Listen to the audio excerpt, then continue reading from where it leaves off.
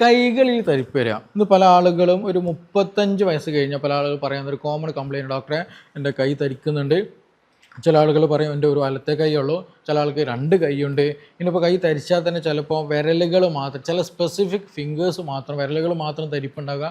ചില സമയത്ത് തരിക്കുക, അതായത് നമ്മൾ എന്തെങ്കിലും ഒരു കപ്പ് പിടിക്കുന്ന സമയത്ത്, അല്ലെങ്കിൽ കത്തി കൊണ്ട് മീൻ മുറിക്കുന്ന സമയത്ത്, അല്ലെങ്കിൽ ബക്കറ്റ് പിടിക്കുന്ന സമയത്ത്, അല്ലെങ്കിൽ നമ്മൾ ഡ്രസ്സൊക്കെ നനഞ്ഞു കഴിഞ്ഞാൽ പിഴിയുന്ന ഒരു ഇതുണ്ടല്ലോ, അത് ചെയ്യുന്ന സമയത്ത് കൈയൊക്കെ തരിച്ചു പോവുക, അല്ലെങ്കിൽ രാവിലെ ഉറങ്ങി എണീക്കുന്ന സമയത്ത് കൈ തരിക്കുക.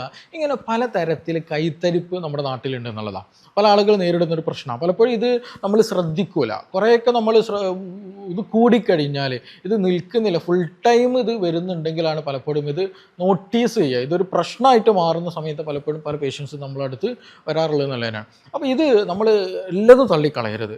ഇത് എന്തുകൊണ്ടാണ് വരുന്നത്, എന്തെങ്കിലും റീസണുകളുണ്ടോ, എങ്ങനെ നമുക്കത് സോൾവ് ചെയ്യാൻ പറ്റും എന്ന് നമ്മൾ അറിയലും അതിന് വേണ്ട കാര്യങ്ങൾ ചെയ്യലും വളരെ വളരെ അത്യാവശ്യമാണ്. അപ്പോൾ ഇന്നത്തെ വീഡിയോയിൽ നമ്മൾ ഡിസ്കസ് ചെയ്യാൻ പോകുന്ന ടോപ്പിക്ക് വേറെ ഒന്നുമില്ല, ഈ കൈത്തരിപ്പ് വരാനുള്ള റീസൺ എന്താണ്, അപ്പോൾ അതിന് എന്തൊക്കെ കാരണങ്ങൾ കൊണ്ട് എന്ത് ചെയ്യും കൈത്തരിപ്പ് വരും, എങ്ങനെ നമുക്കത് മാനേജ് ചെയ്യാൻ പറ്റും, അങ്ങനെയുള്ള ആളുകൾക്ക് എന്തെങ്കിലും ഇത് മാറിക്കിട്ടാൻ എന്തെങ്കിലും ട്രിക്സുകൾ ഉണ്ടോ എന്നതിനെ കുറിച്ചിട്ടാണ് ഇന്നിവിടെ ഡിസ്കസ് ചെയ്യാൻ പോകുന്നത്. എൻ്റെ പേര് doctor Siraj, Thamarassery QNB health കെയറിലെ യുനാനി ഫിസിഷ്യനാണ്.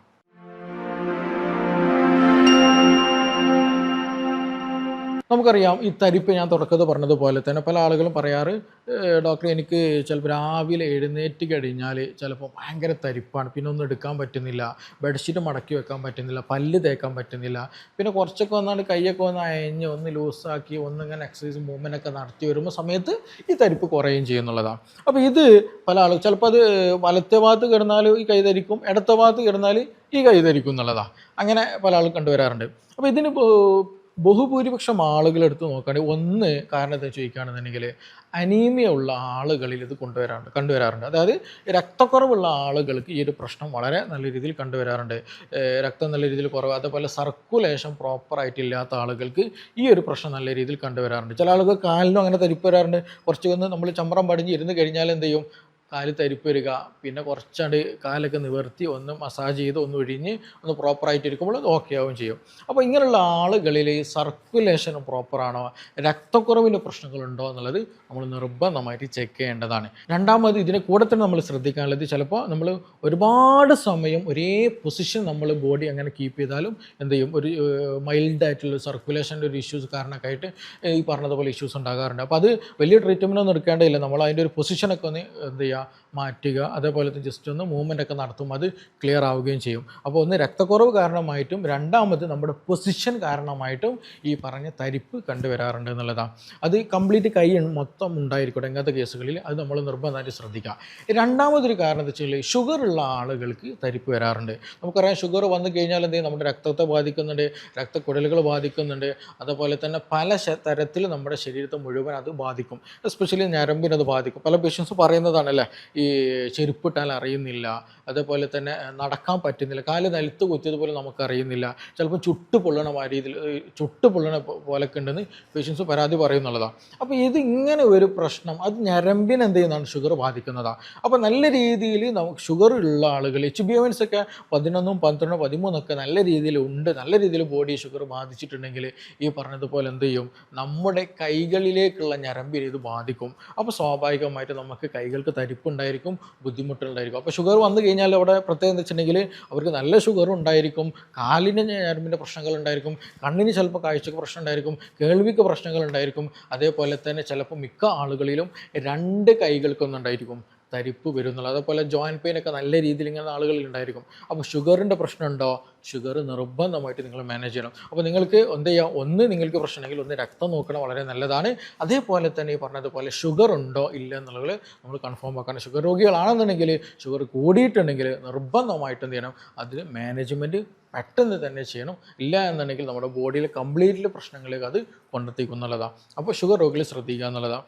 ഇനി അതേപോലെ നമ്മൾ ശ്രദ്ധിക്കാനുള്ളത്, ചില ആളുകൾക്ക് ഈ ചില വിരലുകളിൽ എന്ത് ചെയ്യും, ഈ ഒരു പ്രശ്നം വരും എന്നുള്ളതാണ്. എല്ലാ സമയത്തും ഉണ്ടായിരിക്കില്ല. ഈ പറഞ്ഞ പോലെ നമ്മൾ എന്തെങ്കിലും എക്സ്ക്യൂസ് ചെയ്യുന്ന സമയത്തോ അല്ലെങ്കിൽ കപ്പ് പിടിക്കുന്ന സമയത്ത് അല്ലെങ്കിൽ ഈ ഒരു റിസ്റ്റിൻ്റെ മൂവ്മെൻറ്റ് ഉണ്ട് അല്ലെങ്കിൽ ഒരു ഇത് കൂടുന്ന സമയത്ത് നല്ല രീതിയിൽ ഈ തരിപ്പ് കൂടുന്ന ആളുകളുണ്ടാവും എന്നുള്ളതാണ്. ഇത് ആക്ച്വലി CTS എന്ന് പറയുന്ന കാർപ്പൽ ടണൽ സിൻഡ്രോം എന്ന് പറയുന്ന ഒരു കണ്ടീഷൻ. അതായത് നമ്മുടെ ഈ ഒരു ഭാഗത്ത് ഒരു ടണലുണ്ട്, ചെറിയൊരു പാലം പോലെയുണ്ട്. ആ പാലത്തിൻ്റെ താഴെയിലൂടെയാണ് ഞരമ്പ് കടന്നു പോകേണ്ടത്. അപ്പോൾ ആ പാലം ആ ഒരു മുകളിലുള്ള ഭാഗം ചെയ്യും, ഞരമ്പിന് പ്രസ് ചെയ്യും. ചില കണ്ടീഷൻ നമ്മൾ എന്തെങ്കിലും സ്ക്യൂസ് ചെയ്യുന്ന സമയത്ത് അല്ലെങ്കിൽ എന്തെങ്കിലും പിടിക്കുന്ന സമയത്ത് അത് അമരും. ആ ഞരമ്പും തട്ടുന്ന സമയത്ത് അമരുന്ന സമയത്ത് എന്ത് ചെയ്യും, ആ പോകുന്ന ഭാഗത്ത് തരിപ്പ് അനുഭവപ്പെടും, ഒരു ഷോക്ക് പോലെയൊക്കെ അനുഭവപ്പെടുന്നുള്ളതാണ്. അപ്പോൾ അങ്ങനെയുള്ള ആളുകൾ എന്ത് ചെയ്യണം, അത് ക്ലിയർ ആക്കേണ്ടി വരും. അതിന് പല ടെസ്റ്റുകളുണ്ട്, അത് അതിനനുസരിച്ച് നെർവ് കണ്ടക്ഷൻ സ്റ്റഡീസും ഒക്കെ ഇതിൻ്റെ അതൊക്കെ ചെയ്ത് നോക്കിയിട്ട് അതിന് സ്പെസിഫിക് ആയിട്ടുള്ള ട്രീറ്റ്മെൻറ്റ് എടുക്കണം. അപ്പോൾ അങ്ങനെ എന്തെങ്കിലും ഇഷ്യൂസ് ഉണ്ടെങ്കിൽ നിർബന്ധമായിട്ടും അതിന് സ്പെസിഫിക് ആയിട്ടുള്ള സർജറി നമ്മൾ ചെയ്യാൻ വേണം, അതിൽ യാതൊരു സംശയവും ഇല്ല. മൈൽഡായിട്ടുള്ള പ്രശ്നങ്ങളാണ് ഇടയ്ക്കൊക്കെ വരുന്നുള്ളൂ എന്നുണ്ടെങ്കിൽ നമുക്ക് എന്ത് ചെയ്യാം, ചെറിയ രൂപത്തിലുള്ള തെറാപ്പികളും എക്സസൈസുകളൊക്കെ ചെയ്തിട്ട് നമുക്ക് എന്ത് ചെയ്യാം, നല്ല രീതിയിൽ ഇത് മാറ്റിക്കൊണ്ടുവരാം. അതിൻ്റെ ഒരു കോംപ്ലിക്കേഷൻസുകൾ നമ്മൾ കുറയ്ക്കാൻ പറ്റും. അതിപ്പോൾ അത് നേരത്തെ ഐഡൻറ്റിഫൈ ചെയ്യണം നിങ്ങൾക്ക്. അതാണ് ഞാൻ പറഞ്ഞത്, പല തരിപ്പുകൾ നമ്മൾ നീട്ടിക്കൊണ്ടുപോകരുത്. അതെന്താണെന്നുള്ളത് ഐഡൻറ്റിഫൈ ചെയ്തിട്ട് വേഗം തന്നെ അത് സോൾവ് ചെയ്യാൻ പ്രശ്നങ്ങളൊന്നും ഉണ്ടാവില്ല. അപ്പോൾ ഇങ്ങനെ ഒരു തരിപ്പ് നിങ്ങൾക്ക് അതിന് പ്രത്യേകത ഇവിടെ ഒന്നും വലിയ തരിപ്പ് ഉണ്ടാവില്ല, ഈ ഒരു ഭാഗത്തായിരിക്കും കൂടുതലായിട്ട് ഉണ്ടാവുക എന്നുള്ളതാണ്. അപ്പോൾ അത് നിർബന്ധമായിട്ട് നിങ്ങൾ ശ്രദ്ധിക്കണം. CTS എന്ന് പറയുന്ന കണ്ടീഷനാണെന്നുണ്ടെങ്കിൽ അതിന് സ്പെസിഫിക്കൽ ട്രീറ്റ്മെൻറ്റ് എടുക്കണം എന്നുള്ളതാണ്. ഇനി അതേപോലെ തന്നെ ഞരമ്പ് റിലേറ്റഡ് ആയിട്ട് പ്രശ്നമാണ്. ചില ആളുകൾക്ക് സെർവിക്കൽ റിലേറ്റഡ് ആയിട്ട് നട്ടലിന് ചിലപ്പോൾ എന്തുണ്ടാവും, ഒരു ഡിസ്ക് ബൾജ് അല്ലെങ്കിൽ അവിടെ തേയ്മാനത്തിൻ്റെ പ്രശ്നങ്ങൾ, അവിടെ എന്തെങ്കിലും ബുദ്ധിമുട്ടുകളുണ്ടെന്നുണ്ടെങ്കിൽ ആ ഞരമ്പ് പോകുന്ന ഭാഗങ്ങളിലൊക്കെ ഈ ഒരു എസ്പെഷ്യലി പല ആൾക്ക് കൈകളുടെ വിരലുകളിൽ എന്ത് ചെയ്യും, തരിപ്പ് വരുന്നുള്ള. ചില ആൾക്ക് റൈറ്റിലുണ്ടായിരിക്കും, ചില ആൾക്ക് ലെഫ്റ്റിലായിരിക്കും, ചിലപ്പോൾ രണ്ട് കൈകൾക്കും ഈ ഒരു തരിപ്പിൻ്റെ പ്രശ്നം വരും എന്നുള്ളതാണ്. അപ്പോൾ അങ്ങനെ നമുക്ക് ഉണ്ടെന്നുണ്ടെങ്കിൽ തന്നെ ചിലർക്ക് കൺഫ്യൂഷൻ ഉണ്ടായിരിക്കും. അതുകൊണ്ടാണ് ചില ആളുകൾക്ക് ഈ CTS എന്ന് പറഞ്ഞ സംഗതി ഉണ്ടല്ലോ, ഇവിടുത്തെ ഒരു സർജറി കഴിഞ്ഞാൽ ചിലപ്പോൾ ഉണ്ടാവും നമുക്ക് തരിപ്പുള്ള പല കണ്ടീഷൻ ഉണ്ടാവാറുണ്ട്. അവർക്ക് ആക്ച്വലി ഇവിടുത്തെ പ്രശ്നമായിരിക്കില്ല, ഇവർക്ക് സെർവിക്കൽ റിലേറ്റഡ് ആയിട്ടുള്ള ഞരമ്പ് അവിടെ എന്തെങ്കിലും കംപ്രഷൻ ഉണ്ടെന്നുണ്ടെങ്കിൽ, ഡിസ്ക് ബൾജ് വരുന്നുണ്ടെങ്കിൽ എന്ത് ചെയ്യും, ഈ പറഞ്ഞ തരിപ്പ് വരും എന്നുള്ളതാണ്. അപ്പോൾ അങ്ങനെയുള്ള ആളുകൾ നിർബന്ധമായിട്ട് ശ്രദ്ധിക്കുക. നമുക്ക് സ്റ്റാർട്ടിങ് സമയത്തൊക്കെ ആണെന്നുണ്ടെങ്കിൽ നിർബന്ധമായിട്ട് നമ്മളെ പോസ്റ്ററുകൾ കറക്റ്റ് ചെയ്യണം. അതുപോലെ ഇത് എക്സ്പെഷ്യലി ആർക്കാണ് വരിക എന്ന് വെച്ചിട്ടുണ്ടെങ്കിൽ, നമ്മളെപ്പോഴും ഫോൺ ഉപയോഗിക്കുമ്പോൾ നമ്മളിങ്ങനെ തല ബെൻഡ് ചെയ്തിട്ട്, കഴുത്ത് ബെൻഡ് ചെയ്തിട്ട് ഇങ്ങനെ ഇരിക്കുക. അതേപോലെ നമ്മൾ കമ്പ്യൂട്ടറൊക്കെ യൂസ് ചെയ്യുന്ന സമയത്ത് ഇങ്ങനെ ഇരിക്കുക, റീഡ് ചെയ്യുന്ന സമയത്ത് തല താഴ്ത്തിയിരിക്കുക. അപ്പോൾ ഈ ഒരു ബെൻഡിങ്, കഴുത്ത് ബെൻഡ് ചെയ്യുന്ന കണ്ടീഷൻ കൂടുതൽ സമയം നമ്മൾ ഇരിക്കുമ്പോൾ നട്ടയിലുണ്ടാകുന്ന ഈ പറഞ്ഞിട്ടുള്ള ഡിസ്കിന് എന്ത് ചെയ്യും, അത് ബൾജിലേക്ക് വരും.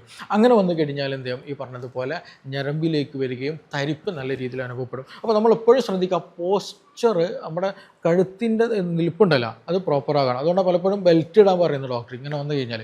അപ്പോൾ അത് കറക്റ്റ് പോസ്ചർ നമ്മൾ കീപ്പ് ചെയ്യുക, നമ്മൾ ചാരി ഇരിക്കുക. അതേപോലെ എപ്പോഴും നമ്മൾ ശ്രദ്ധിക്കുക, ഫോണൊക്കെ ഉപയോഗിക്കുന്ന സമയത്ത്, ബുക്ക് ഉപയോഗിക്കുന്ന സമയത്ത് ഈ ഒരു പൊസിഷൻ നമുക്ക് എപ്പോഴും മാറ്റാം, ഇത് നമുക്ക് വല്ലാണ്ട് മാറ്റാൻ പറ്റില്ല. അപ്പോൾ അതുകൊണ്ട് തന്നെ എപ്പോഴും ഫോണൊക്കെ നമ്മുടെ കഴുത്തിന് നല്ല സ്ട്രൈറ്റ് ഇരിക്കുന്ന രീതിയിൽ മാക്സിമം യൂസ് ചെയ്യുക. അത് അങ്ങനെ ഒരു യൂസേജിലേക്ക് എത്തിക്കഴിഞ്ഞാൽ വലിയ പ്രശ്നമില്ലാതെ നമുക്ക് മാനേജ് ചെയ്യാൻ പറ്റും. അതുപോലെ കഴുത്തിന് വേണ്ടിയിട്ടുള്ള എക്സസൈസുകൾ നല്ലോണം രീതിയിൽ ചെയ്യുക. നമ്മൾ സ്ട്രൈറ്റ് ആയിട്ടൊക്കെയും റൈറ്റിലേക്കും ലെഫ്റ്റിലേക്കൊക്കെ റൊട്ടേഷൻ കാര്യങ്ങളൊക്കെ പൊതുവായിട്ട് ചെയ്യേണ്ട എക്സസൈസുകളൊക്കെ എന്ത് ചെയ്യുക, കഴുത്തിന് ചെയ്യാനും കൂടെ ഒക്കെ ഒന്ന് ശ്രദ്ധിക്കുക എന്നുള്ളതാണ്. അത് നമുക്ക് MRI എടുത്തു കഴിഞ്ഞാൽ, എക്സ്റേ എടുത്തു കഴിഞ്ഞാലൊക്കെ അതിൻ്റെ ഒരു ഏകദേശം രൂപം നമുക്ക് കിട്ടും, ഏത് എത്രത്തോളം ഉണ്ട്. ചിലത് നമ്മൾ വല്ലാണ്ട് കൂടിയ കേസുകളൊക്കെ നല്ല പെയിനുള്ള കേസുകളുണ്ടായിരിക്കും, ചിലപ്പോൾ സെൻസേഷൻ നല്ല രീതിയിൽ കുറഞ്ഞ കേസ് ഉണ്ടാവും, മസ്കുലർ ആക്ടിവിറ്റി കുറഞ്ഞു പോയ കേസുണ്ട്. അപ്പോൾ അത് സിവിയർ ആകുന്ന കേസാണ്. അപ്പോൾ അങ്ങനെയൊക്കെ വന്നു കഴിഞ്ഞാൽ നമ്മൾ എന്ത് ചെയ്യണം, ഈ പറഞ്ഞതുപോലെ സർജറി ചെയ്യേണ്ടതുണ്ടെങ്കിൽ സർജറി ചെയ്യേണ്ടി തന്നെ വരും. അല്ലാത്ത കേസുകൾ, ബഹുഭൂരിപക്ഷം കേസുകൾ നമുക്ക് എന്ത് ചെയ്യാൻ പറ്റും, എക്സസൈസുകളിലൂടെയും നമ്മുടെ പോസ്ചർ കറക്റ്റ് ആക്കുന്ന കേസുകളിലൂടെ നമുക്കത് മാനേജ് ചെയ്യാൻ പറ്റും എന്നുള്ളത് തന്നെയാണ്. അപ്പോൾ ഈ പറഞ്ഞതുപോലെ നമ്മുടെ കഴുത്തിന്, സെർവിക്കൽ നെർവ്സിന്, നാഡികൾക്ക് എന്തെങ്കിലും പ്രശ്നമുണ്ടെങ്കിൽ കൈകളിൽ നല്ല രീതിയിൽ തരിപ്പ് അനുഭവപ്പെടുന്നുള്ളതാണ്. ഇനി അതേപോലെ ശ്രദ്ധിക്കാനുള്ളതാണ്, ചില കേസുകളിൽ സ്ട്രോക്ക് വന്നു കഴിഞ്ഞാലും ചില തരിപ്പുകൾ കണ്ടുവരാറുണ്ട്. ചിലപ്പോൾ തരിപ്പ് മാത്രമേ, സെൻസേഷനും കൂടെ കുറയും. അങ്ങനെ മസ്കുലർ സെൻസേഷൻ കുറയുക, വെയിറ്റ് വീക്ക്നെസ് വരിക. ചിലപ്പോൾ നമ്മൾ രാത്രി കിടന്നതായിരിക്കും, രാവിലെ എഴുന്നേൽക്കുന്ന സമയത്ത് പ്രശ്നങ്ങൾ. അതിന് അസോസിയേറ്റ് ചിലപ്പോൾ നമ്മൾ ആ ഒരു ഫേസിൻ്റെ ഭാഗത്ത് അല്ലെങ്കിൽ സംസാരിക്കാൻ ബുദ്ധിമുട്ടുകൾ, നാവ് കഴിഞ്ഞ് പോകുന്ന അസ്വസ്ഥതകൾ, മുഖം കൂടിപ്പോകുന്ന പ്രശ്നങ്ങൾ, ഇങ്ങനെ പല പ്രശ്നങ്ങളും അതിന് അസോസിയേറ്റ് ആയിട്ട് വരും. അപ്പോൾ അതുകൊണ്ട് തന്നെ ഇത് എന്ത് ചെയ്യരുത്, തള്ളിക്കളയരുത്. നിങ്ങൾക്ക് BP കൂടുതലുണ്ടെങ്കിൽ, ഈ പറഞ്ഞതുപോലെ ഷുഗർ കൂടുതലുണ്ടെന്നുണ്ടെങ്കിൽ സ്ട്രോക്കിനുള്ള സാധ്യതകൾ വളരെ കൂടുതലാണ്. അപ്പോൾ അതിൻ്റെ ഒരു അടയാളം കൂടി, അല്ലെങ്കിൽ സ്ട്രോക്ക് വന്ന ആളുകൾക്ക് ഉണ്ടാകുന്ന ചില പ്രശ്നങ്ങളിൽപ്പെട്ട ഒരു പ്രശ്നമാണ് ഈ പറഞ്ഞ പോലെ കൈകൾ തളരുക, ഇങ്ങനെയുള്ള ബുദ്ധിമുട്ടുകളൊക്കെ വരിക എന്നുള്ളത്. അപ്പോൾ അത് നമ്മൾ എന്ത് ചെയ്യണം, ഇതിൻ്റെ കൂടെ നമ്മൾ തള്ളിക്കളയാത്ത എന്ന് പൊതുവായിട്ട് കണ്ടുവരുന്ന ഒരു കണ്ടീഷനാണ് സ്ട്രോക്ക് എന്ന് പറഞ്ഞത്. അത് നിർബന്ധമായിട്ട് നമ്മൾ ശ്രദ്ധിക്കാനാണ്. അതേപോലെ തന്നെ നമ്മൾ ശ്രദ്ധിക്കാൻ മറ്റൊരു കാര്യമാണ്, ഈ വൈറ്റമിൻ ഡെഫിഷ്യൻസി ഉണ്ടെന്നുണ്ടെങ്കിൽ അവരിലും ഈ പറഞ്ഞതുപോലെ തരിപ്പ് നല്ലോണം വരും. Especially vitamin B complex B12 ഒക്കെ കുറവുണ്ടെന്നുണ്ടെങ്കിൽ, പറഞ്ഞതുപോലെ വൈറ്റമിൻ ഡിയുടെ കുറവൊക്കെ ഉണ്ടെങ്കിൽ ചില ആളുകൾ ഇത് ബുദ്ധിമുട്ട് കണ്ടുവരാറുണ്ട്. അപ്പോൾ നമ്മുടെ ജനറൽ വീക്ക്നെസ് നല്ലോണം വരിക, അതുപോലെ തന്നെ കൈകളും കാലുകൾക്ക് തരിപ്പ് നല്ല രീതിയിൽ അനുഭവപ്പെടുക. അതുവെച്ചാൽ മിക്ക ആളുകൾക്ക് 2 കൈയിലുണ്ടാവട്ടെ, കാരണം വൈറ്റമിൻ B12 വെച്ചിട്ടുണ്ടെങ്കിൽ 2 കൈയിലും കുറവുണ്ടായിരിക്കും. അപ്പോൾ അങ്ങനെ സർക്കുലേഷൻ റിലേറ്റഡ് ആയിട്ട് വരുന്നതാണ്. അപ്പോൾ സ്വാഭാവികമായിട്ടും എന്ത് ചെയ്യും, 2 കൈകൾക്ക് തരിപ്പും ക്ഷീണവും തളർച്ചയും എനർജി ഇല്ലാത്ത പ്രശ്നങ്ങൾ, അങ്ങനെ പല ബുദ്ധിമുട്ടുകൾ അതിന് അസോസിയേറ്റ് ആയിട്ട് വരും. അത് കാലുകളിൽ ഈവൻ എന്ത് ചെയ്യും, ആ തരിപ്പൊക്കെ ഉണ്ടായിരിക്കും എന്നുള്ളതാണ്. അപ്പോൾ അതുകൊണ്ട് തന്നെ നമ്മൾ എന്ത് ചെയ്യണം, വൈറ്റമിൻ B12 കൂട്ടാൻ പറ്റുന്ന ഭക്ഷണങ്ങൾ കഴിക്കുക, അതിന് നറിഷ്മെൻറ്റ് കൂട്ടാൻ പറ്റുന്ന സപ്ലിമെൻറ്റുകൾ നമ്മൾ നല്ല രീതിയിൽ ഒരു ഡോക്ടറെ കണ്ട്, ഒരു ഫിസിഷ്യനെ കണ്ടിട്ട് നമ്മൾ കഴിക്കുക എന്നുള്ളതാണ്. അപ്പോൾ ചുരുക്കി പറഞ്ഞിട്ടുണ്ടെങ്കിൽ നമ്മളിതിനെ പലപ്പോഴും സിമ്പിളായിട്ട് കാണുന്നുണ്ടെങ്കിലും പലതും എന്ത് ചെയ്യും, ക്രോണിക് ആയി കഴിഞ്ഞാൽ അത് സർജറി ചെയ്യേണ്ട അവസ്ഥയിലേക്ക്, അല്ലെങ്കിൽ അത് മാറാൻ പറ്റാത്ത കണ്ടീഷനിലേക്ക് ആയി പോകുന്നുള്ളതാണ്. അപ്പോൾ അതിനെ അങ്ങനെ ഒരു കൊണ്ടുപോകാതെ, നിങ്ങൾക്ക് അങ്ങനെ എന്തെങ്കിലും പ്രശ്നം ഉണ്ടെന്നുണ്ടെങ്കിൽ ആദ്യം അത് എനിക്ക് വരാനുള്ള കാരണം എന്താണെന്നുള്ളത് ആദ്യം ഐഡൻറ്റിഫൈ ചെയ്യണം. അതാണ് ഡയഗ്നോസിങ്. ഇത് എന്തുകൊണ്ട് എനിക്ക് വന്നു, അതിന് റീസൺ എന്താണ്, ഇതിൻ്റെ ബാക്കിലുള്ള സയൻസ് എന്താണ് അതിൻ്റെ ഫാക്റ്റ് എന്താണ് നമ്മൾ ഐഡൻറ്റിഫൈ ചെയ്യണം. അപ്പോൾ ചില ആളുകൾ ചിലപ്പം സ്ട്രോക്ക് ഉണ്ടായിരിക്കാം, ചില ആളുകൾക്ക് വിറ്റാമിൻ ഡെഫിഷ്യൻസി ആയിരിക്കാം, ചില ആളുകൾക്ക് സെർവിക്കൽ റിലേറ്റഡ് ഇഷ്യൂസ് ആയിരിക്കാം, അങ്ങനെ പല കാരണങ്ങളുണ്ടായിരിക്കും.